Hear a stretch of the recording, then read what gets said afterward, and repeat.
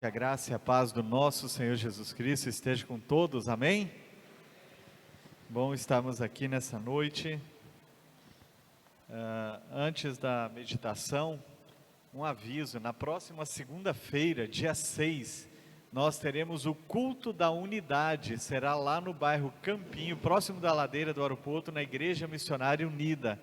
Há muitos anos, nós da UMEPS, Ordem dos Ministros Evangélicos de Porto Seguro, fazemos esse culto da unidade. Tinha época que fazia 2 vezes no ano, outras vezes uma.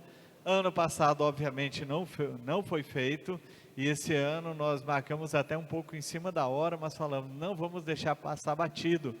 Então vamos ter esse culto da unidade. Então são mais de 30 denominações que estarão reunidas, pastores com a igreja, então todos estão convidados.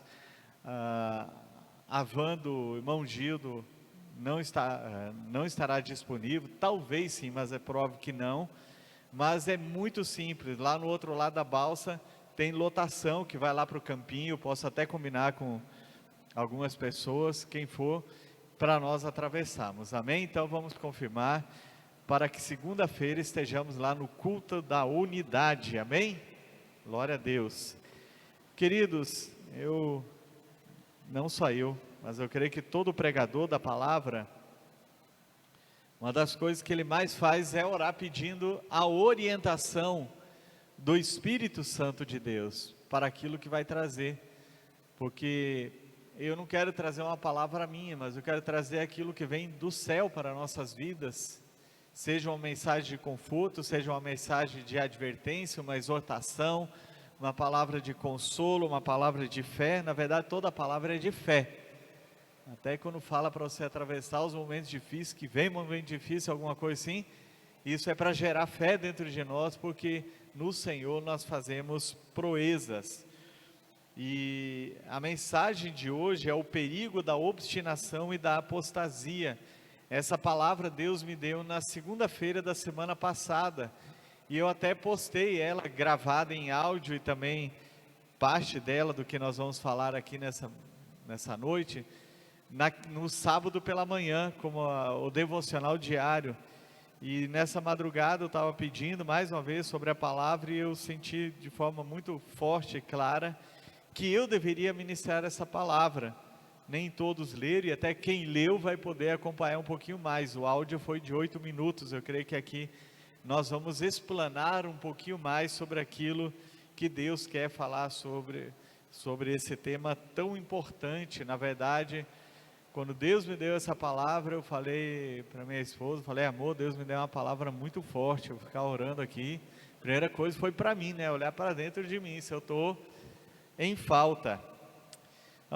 Já foi orado mais uma vez, mas nunca é demais nós orarmos. Peça para o Espírito Santo revelar para você, peça para que Ele revele, para que Ele traga ao seu íntimo. O bom da palavra, porque ela é viva, ela é eficaz, é que quando ela é ministrada, ou quando nós lemos o texto da Bíblia, aquilo que é para nós salta aos nossos olhos, salta aos nossos ouvidos, e significa que Deus está falando conosco.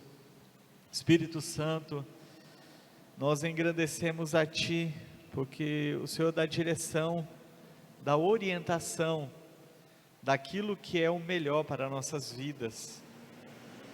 E o Senhor sabe porque o Senhor me deu essa palavra. Eu já fiz uma autoanálise para não ser encontrado em falta, Pai. Que jamais falte o temor dentro do meu coração, coração de cada pessoa que está nos ouvindo neste instante, Pai. Em nome de Jesus, nos guie para que a Tua palavra ela venha surtir efeito dentro de nós. Também, se houver algum pecado oculto, que ele venha à tona, à nossa memória, para que possamos nos arrepender genuinamente e mudar a direção, em nome de Jesus, amém e amém.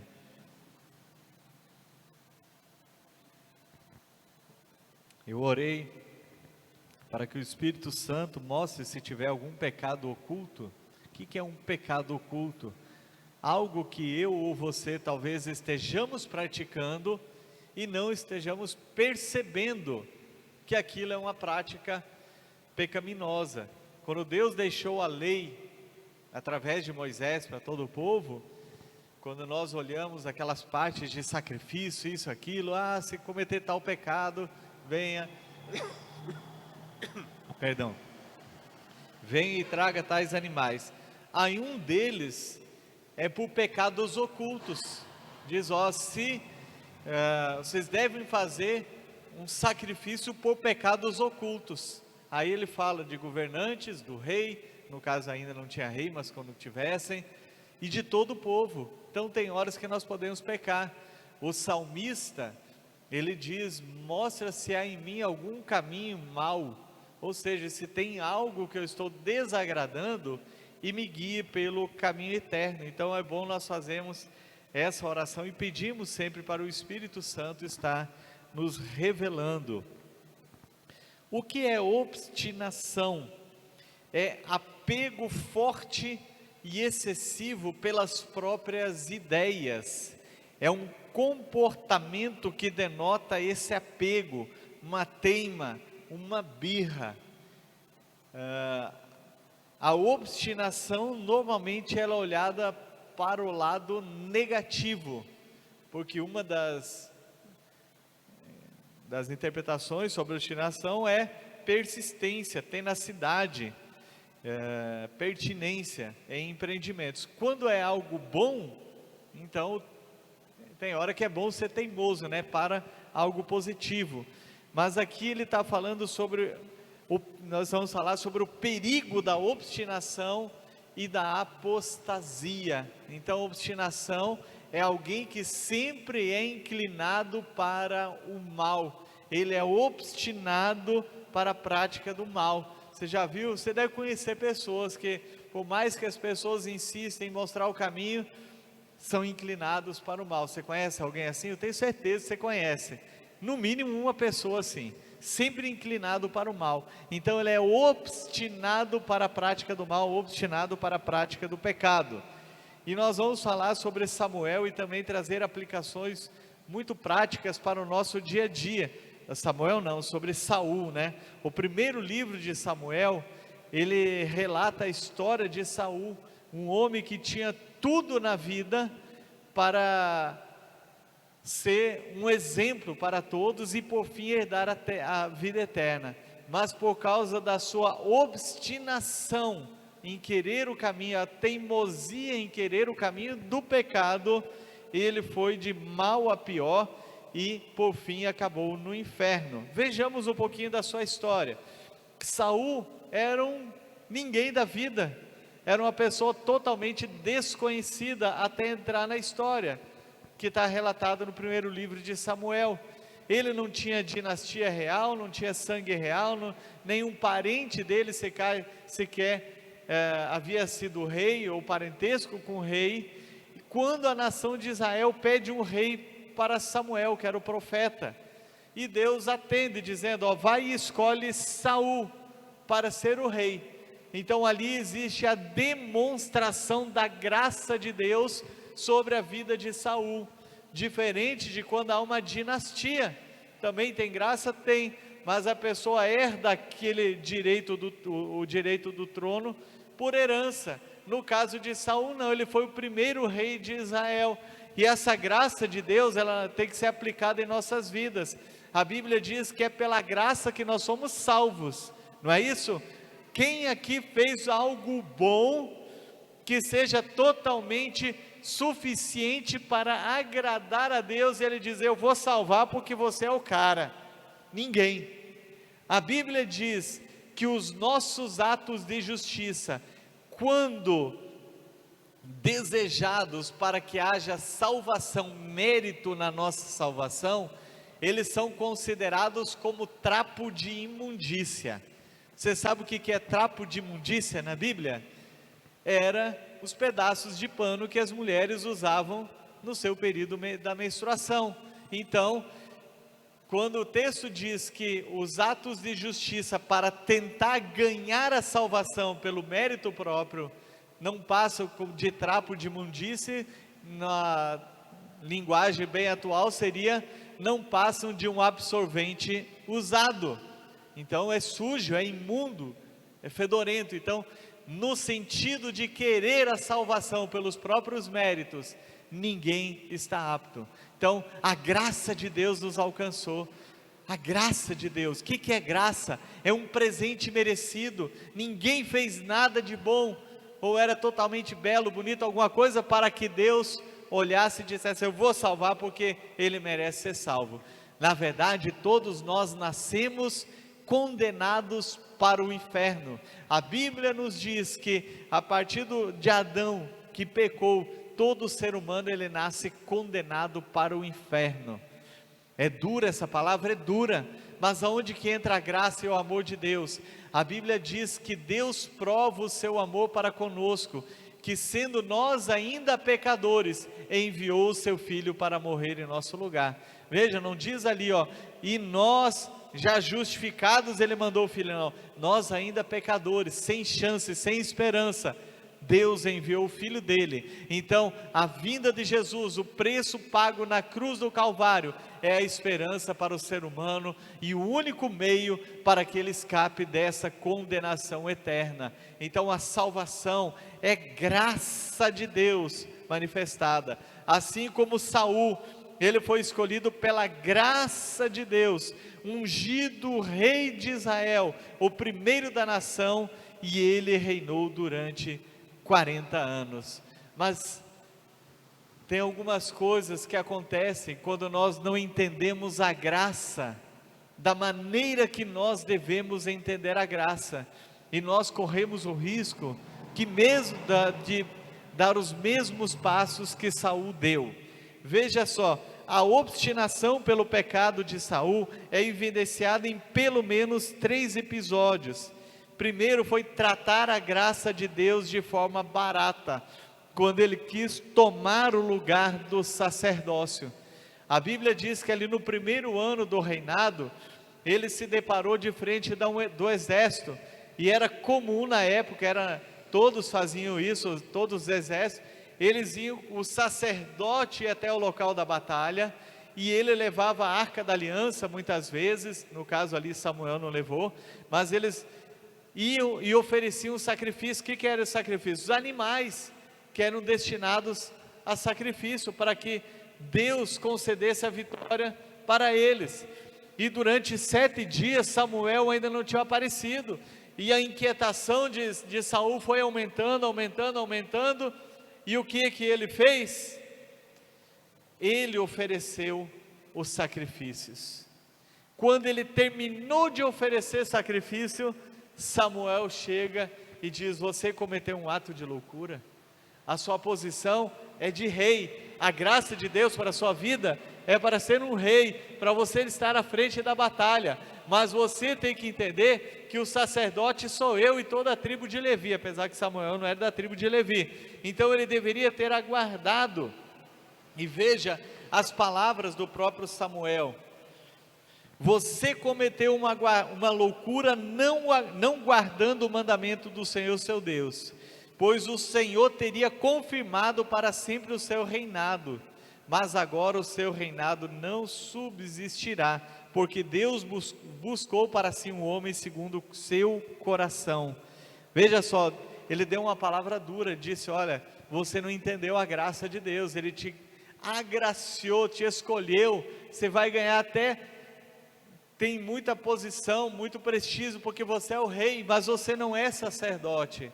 E eu falei que ele tratou a graça de Deus barata, e muitas vezes nós não entendemos a graça de Deus, e também desprezamos ela, é quando nós pensamos assim: por que ele poderia oferecer ali o sacrifício? Você sabia que Saul deveria conhecer de cor e salteado cada momento do ritual ali que Samuel deveria praticar o sacrifício? Eles observavam desde criança, então ele sabia como que era feito, mas não era para ele. Então nós muitas vezes desprezamos a graça de Deus, quando nós pensamos assim: tem nada de mais pecar, vou tomar uma cervejinha, eu era tempo do mundão, não deixava escapar uma mina, toda semana era uma diferente, ou toda semana um cara diferente, alguma coisa assim. Então é só pedir perdão para Deus depois, Na Bíblia diz: se confessarmos nossos pecados, Ele é fiel e justo para nos perdoar. Então é só pedir perdão. Será que é só pedir perdão, o pecado consciente? Eu vou cometer e vou só pedir perdão depois? Quando eu tenho essa atitude de dizer é só pedir perdão depois, significa que eu estou desprezando a graça de Deus. E a Bíblia nos diz lá em Hebreus, que é o Novo Testamento, se nós pecarmos deliberadamente, ou seja, de forma voluntária, não resta sacrifício pelos pecados, mas uma expectativa de fogo devorador. Aí ele diz: se no Antigo Testamento as pessoas morriam pelo testemunho de 2 ou 3 pessoas, quanto mais você julga um merecedor do inferno quem tratar a graça de Deus leviana ou desprezar o sacrifício de Cristo. Então, quando eu sei que eu vou fazer lá algo errado, e eu digo é só pedir perdão depois, eu estou desprezando a graça de Deus. A graça de Deus, Ele é um presente merecido, que para nós não custou nada, mas foi um sangue muito precioso do próprio Filho de Deus, que desceu da cruz do Calvário. Agora, qual que é a atitude que Saul deveria ter diante de uma palavra tão dura? Disse: olha, você cometeu uma loucura, você errou, agora Deus não confirma o reino para você, vai tirar da sua mão. O que Saul deveria fazer diante de uma palavra dura? Se arrepender. Mas ele não se arrependeu. Então, se você está ouvindo, o Espírito Santo está ministrando algo em você, é hora de se arrepender, porque a Bíblia diz que Deus não quer que ninguém se perca, mas que todos se arrependam. Qual foi o segundo episódio que se manifestou a obstinação pelo erro, pelo pecado, e que por fim levou à apostasia? A rebeldia a uma ordem de Deus. O que é rebeldia? Rebelião é ir contra, é não querer obedecer de forma proposital. Aqui esse tapete está embolado. O que é o correto? Eu fazer isso aqui. Mas eu muitas vezes caminhando aqui de um lado para o outro, o que eu fiz? Enrosquei o pé. Eu fiz de forma proposital? Se eu caísse alguma coisa? Não. O pecado, ele deve ser na nossa vida algo que é um tropeço para nós nos levantarmos depois. Mas quando eu tenho a obstinação do pecado, é como se eu fosse querer enroscar os 2 pés aqui só para cair na lama ali na frente. Desobediência mais do que consciente, é insistência no erro. No capítulo 15, Deus dá uma ordem expressa para Saul. Ele disse: olha, eu vou colocar você numa batalha contra os amalequitas, e a ordem minha, primeiro eu tenho uma boa notícia: você vai ganhar a batalha, e eu tenho uma ordem para você: você vai exterminar. Aquele povo, ele se opôs ao povo judeu, aos israelitas, quando eles estavam no deserto, e ainda colocaram tropeço. Foram aqueles que contrataram o feiticeiro Balaão para amaldiçoar, não conseguiu amaldiçoar. Balaão daí deu instruções para colocarem mulheres para eles se prostituírem e adorarem outros deuses. Então Deus disse: ó, porque eles se opuseram ao meu povo, colocaram um pé de tropeço diante do meu povo, a minha ordem é que você extermine. É juízo de Deus. Juízo, era homens, mulheres, crianças, animais, tudo. E Deus falou, e cumpriu a parte de Deus, ele venceu a guerra. Só que o que ele fez? Ele não matou o rei, e ele não matou os animais bonitos do rebanho, que era desprezível, mandou matar. Mas aí todos os rebanhos que eram gordo, bonito, saudável, davam um belo churrasco, um belo dinheiro, a lã da ovelha e tudo mais, ele guardou vivo. Qual que era a ordem? Exterminar. Aí Samuel chega, e ele disse: cumpri e executei a ordem de Deus. Mentiroso. E Samuel diz: e esse mugido de animais? Isso aí nós separamos os melhores animais para oferecer sacrifícios a Deus. Mentira dele. que oferecer sacrifício, eles queriam era usufruir. E agora olha as palavras que Deus diz para ele: ouça as palavras do Senhor. Aliás, perdão, estava em outro texto. Será que o Senhor tem mais prazer em holocaustos e sacrifícios do que obedecer a sua palavra? Eis que obedecer é melhor do que sacrificar, e ouvir é melhor do que gordura de carneiros, porque a rebelião é como o pecado da feitiçaria, e a obstinação, veja só, a obstinação pelo pecado é como a idolatria e cultos ao ídolo do lar. Por você ter rejeitado a palavra do Senhor, ele também o rejeitou como rei. Ao que tudo indica, Deus estava dando uma nova chance para ele, para que ainda ele tivesse a chance de ter uma dinastia. Mas agora, além de não obedecer, ele usou essa desculpa esfarrapada que havia obedecido. Se eu falar meia mentira, aliás, se eu falar meia verdade apenas, ela é uma verdade completa ou uma completa mentira? Completa mentira. Quer saber um exemplo bem clássico? Abraão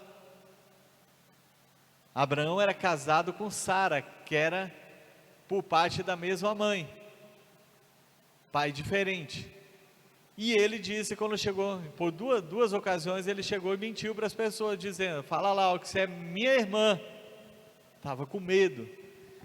Mas aquilo, quando ele falou, é minha irmã, ele estava falando meia mentira, aliás, metade da verdade apenas, mas foi considerado 100% mentira. 100% mentira. Então, quando ele decidiu aqui fazer só uma parte daquilo que havia ordenado, ele desobedeceu por completo. Mais uma vez, ele deveria se arrepender dos seus pecados, mas ele não o fez. Sabe por quê? Porque a consciência dele já estava cauterizada. O que é consciência cauterizada?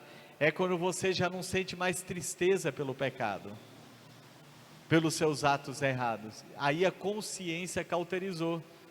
Na primeira vez ele já nem se importou. Agora na segunda, tinha uma ordem expressa, talvez fosse até a chance de ele voltar e obedecer 100%, mas a sua consciência estava totalmente cauterizada. Quando você não sente mais tristeza, quando você está mentindo, quando você está roubando a Deus, quando você está se masturbando, quando você está olhando coisa de pornografia, quando você não sente mais tristeza daquilo lá, significa que você está com a consciência cauterizada. E veja só, ele diz que a obstinação é como o pecado da idolatria. Então uma pessoa que é obstinada pelo pecado, ele vai contra o primeiro mandamento de Deus, que é amar a Deus acima de todas as coisas e não ter ídolos. Ele está dizendo: eu amo mais a minha desobediência. O pecado da obstinação é igual à idolatria. Mas havia chance de arrependimento? Havia. Só que mais uma vez Saul não se arrependeu dos pecados. Como a Bíblia diz que um abismo puxa outro abismo. O que é um abismo puxa outro abismo? É como você está caindo num poço ou num abismo e não tem como se agarrar, tem um outro abismo mais profundo embaixo. Então é queda cada vez mais profunda. Então quem está na prática do pecado e não se arrepende, ele fica obstinado, sua consciência está cauterizada, ele vai ao ponto de cometer o pior de todos os pecados, que é a apostasia. Foi o que aconteceu com Saul. E a apostasia colocou o seu espírito e sua alma no inferno, onde está para todo sempre, desde aquela época até agora. Porque ele cometeu o pecado da apostasia? Deus deu uma ordem expressa que na terra de Israel não poderia ficar feiticeiro, necromantes. O que são necromantes? Pessoas que consultam os mortos, que na verdade são demônios. Até hoje existem pessoas assim. O morto diz lá, se identifica como alguém muito querido, um parente, alguma coisa, só que na verdade são demônios que vêm ali para enganar as pessoas, porque o diabo quer as pessoas no engano. E ele, consciente desse tipo de pecado, quando Deus não respondia mais às suas orações, ao invés de ele se arrepender mais uma vez, ele foi e cometeu esse pecado. Ele procurou uma necromante para consultar os mortos, né? E ali apareceu um espírito na vida dele. A Bíblia diz que uma das características do tempo de hoje, a Bíblia diz assim, ó, o Espírito afirma expressamente que nos últimos tempos alguns apostatarão da fé, por obedecerem a espíritos enganadores e a ensino demônios, pela hipocrisia dos que falam mentiras e que têm a consciência cauterizada. Queridos, deixa eu deixar algo bem claro. A apostasia só é para quem um dia se converteu e abandonou a sua fé. Ele rasgou a sua Bíblia, ele disse que um dia ele estava no caminho certo, agora ele anda pelo caminho do errado, e ele diz que aquilo é o caminho errado. Ele dizia que Jesus era o caminho, o Salvador, e agora ele diz, eu não preciso, eu tenho esse outro, eu tenho aquilo outro, eu estou numa outra religião, eu estou nisso, eu estou naquilo.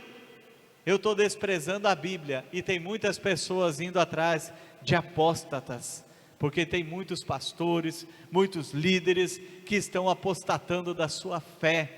É interessante, outro dia estava ouvindo um áudio, a mensagem do pastor Davi Gruber, ele falando sobre apostasia. Ele disse que uma apostasia de hoje, são palavras dele, é as pessoas não acreditarem. E aí ele colocou como pastores, que ele dá a palavra para pastores, que tem pastores, líderes que não acreditam mais na volta de Jesus Cristo, que estão igual pessoas ímpias. Diz, há tanto tempo fala que a sua volta é iminente, e eles não acreditam mais que Jesus vai voltar. Ele está apostatando da fé. E hoje tem muitas pessoas que estão indo atrás de oba-oba, não querem acreditar naquilo que Deus está mostrando, que os dias são maus, que nós temos que nos apegar a essa verdade, que nós precisamos colocar a nossa casa em ordem. Deus, Ele não quer que você fique apostatando da fé. Deus não quer que você tenha um coração obstinado para o pecado, porque a partir do momento que uma pessoa apostata da sua fé, nega a sua fé, ele não tem mais salvação. Veja o que a Bíblia diz em Hebreus 12, versos 16 e 17. Cuidem para que não haja nenhum impuro ou profano, como foi Esaú, o qual por um prato de comida vendeu o seu direito de primogenitura.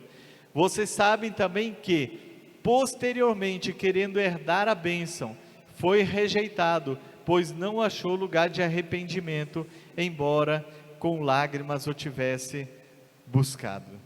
Veja aqui que Esaú foi outro que desprezou a graça de Deus. Tinha Esaú e Jacó, eram gêmeos, só que Esaú nasceu primeiro, ele era o filho primogênito. O filho primogênito herdava a maior parte da herança, tinha todos os privilégios, e um dia ele chegou de uma caçada, estava tão faminto,